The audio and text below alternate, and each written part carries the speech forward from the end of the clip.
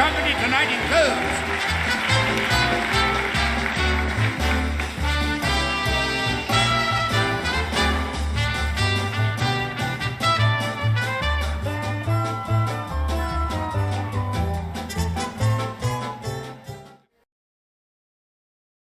There seems to be more talk now about flying saucers and unidentified flying objects than ever before. This book, Incident at Exeter, has just been published. It's the new focal point of our national debate about unidentified flying objects. It's written by a distinguished columnist with the Saturday Review of Literature. His name is John Fuller. He's the author. We've invited him to come on and tell us his side of the story. So would you all greet Mr. John Fuller?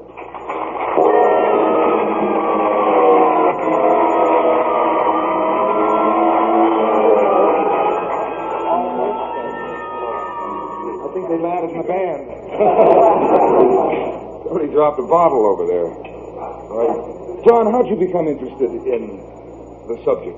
Well, Merv, the interesting thing was that I knew nothing about the subject. I mean, I was a complete neophyte on the subject, but I was struck for an idea for my column one day that I do for the Saturday Review, and I happened to pull a little clipping out from the New York Times. I decided I'd take one case. I was tired of seeing these cases appear in the paper and then dropping. Yeah. I took one case. I started to follow it down. I did a short piece in the Saturday Review about it.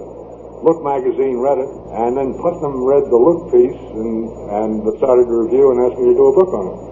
And I am a complete non-UFO expert, but I'm a good reporter. Good, good. John, because I've interviewed a lot of people who have seen them, and they're usually cuckoo clocks.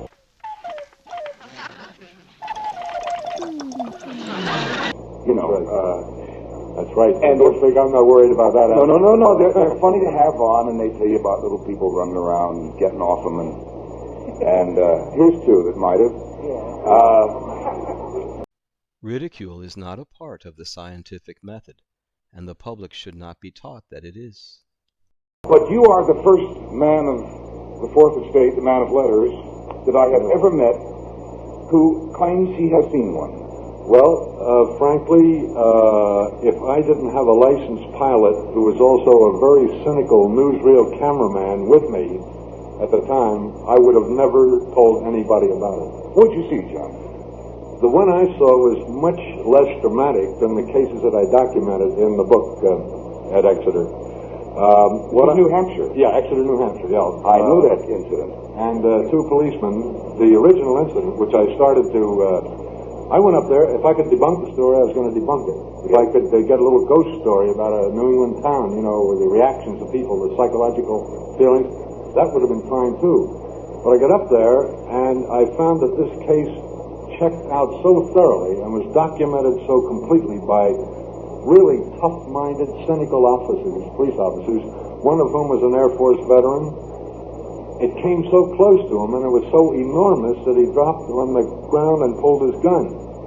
Now, police officers of this caliber do not do this if they see something, you know, in the sky.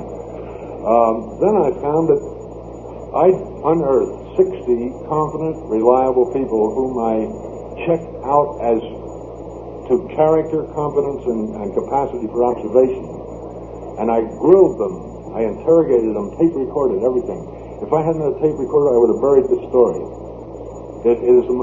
I can't help feeling, Merv, that there is a remote possibility that this could be the biggest news break in history. I don't say that. I say it's a possibility. Was this not the case, John, where the object was coming in on high tension wires? They were consistently reported above high tension wires. I discovered later that the original police incident was near high tension wires. I didn't realize this at the time. Do you believe the story that they are manned by space creatures? Merv, I'll say this. I'm very cautious. I'm a very cautious journalist. I don't make rash statements. I say that there is overwhelming evidence that they exist. I think this has to be accepted now. Because that UFOs exist as craft. that I don't think can any longer be denied. You had Dr. Hynek, the head of the Department Hynek, of Astronomy at Northwestern. He made a statement to the Optical Society of America not long ago that he had to admit that the evidence was so overwhelming that he was bowed down by it. So I think there's no question that they exist. I think the theory that holds up the most, with the least holes in it, after you consider everything, is the interplanetary theory.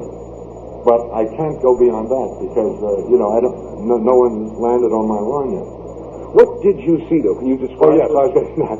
What you saw? What I saw was a jet fighter plane chasing a dull orange disk from the northwest to the southeast at 4,000 to 6,000 feet, moving at approximately 400 to 500 miles an hour, and the disk was about 5 plane lengths in front of the jet, and we kept it in sight for about 20 to 30 seconds as this luminous disk moved in front of the plane.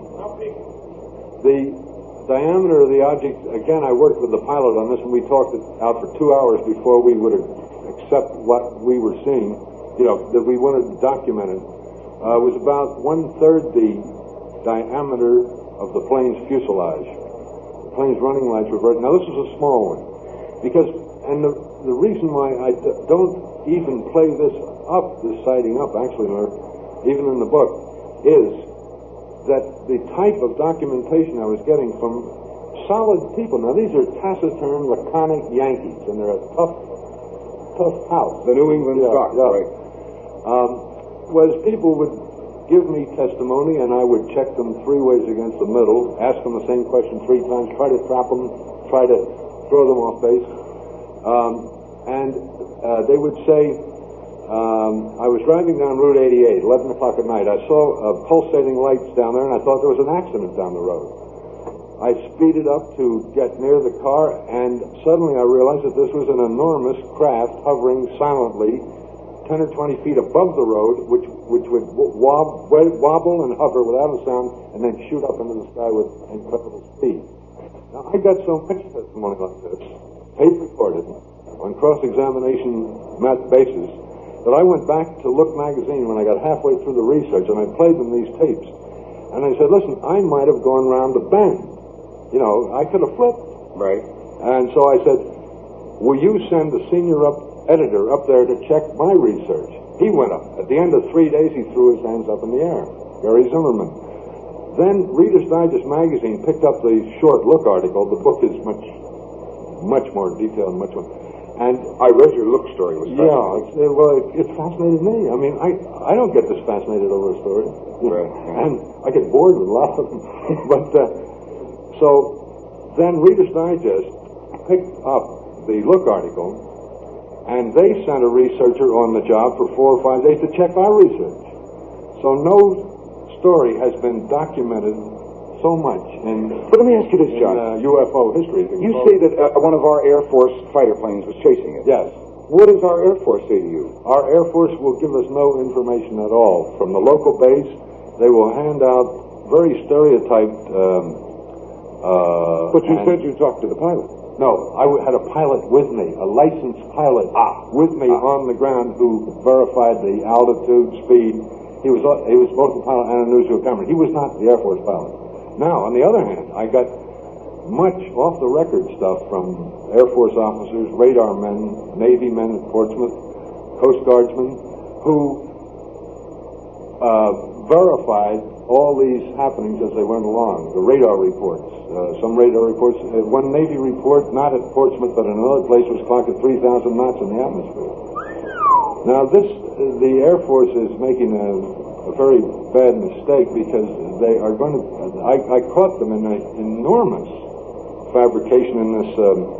that's a little rough a word. I'd say an enormous confusion of the Exeter case, and presented it to a colonel in the Public Information Office of the Pentagon, and he said, "Are you calling me a liar?" And I said, "No, I'm not calling you a liar. I want to know, how can you justify these statements made by your office, these statements made by your local men, and the complete discrepancies, and he said, "Sir, you were talking to an officer of the United States Air Force," and stamped off. Well, that's not intelligent thinking.